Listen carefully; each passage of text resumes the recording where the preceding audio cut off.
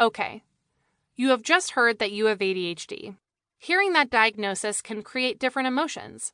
However you feel is okay. Think about it. How did you feel after receiving your ADHD diagnosis? Some ADD teens feel powerless and hopeless, as if they'll never be able to succeed. Others respond with relief, learning that there's a real issue they face and they're not just lazy. Some keep their ADHD diagnosis a secret.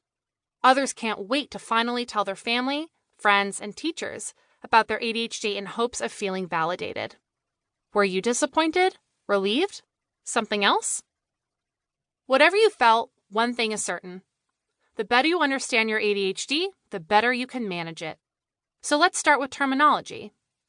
Many are confused by the difference between ADD and ADHD.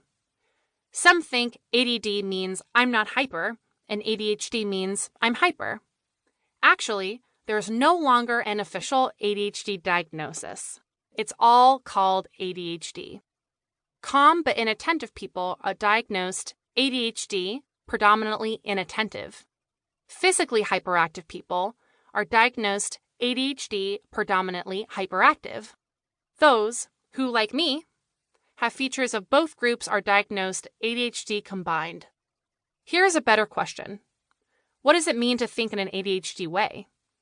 Well, to understand that, you first must understand what it means to think in a focused way.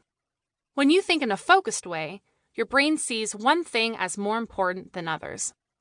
When you think in an ADHD way, in an unfocused way, there is not just one thought in your head that stands out. Your brain sees a lot of different thoughts all at once.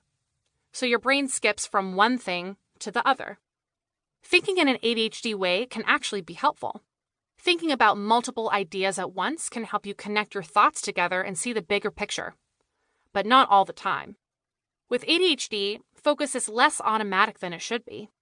ADHD doesn't mean you can't focus, but you have difficulty with automatically focusing.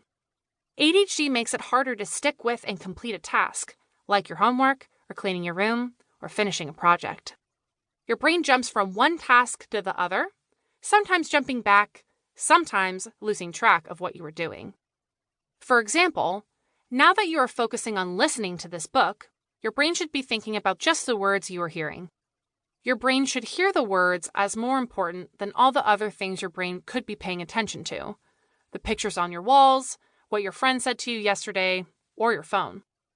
If you are thinking in an unfocused or ADHD way, your brain may start with the words you are hearing, but then you might also start thinking about other things. You might notice that a picture on the wall isn't quite straight, and then get up to straighten it, and while you're up, you notice that you left something on your bookshelf that you wanted to give to your friend. And then you might remember another friend you wanted to talk with, and then you go over and call her.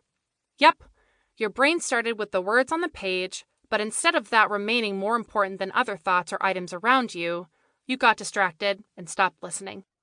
Now you know why it takes you so long to do your homework.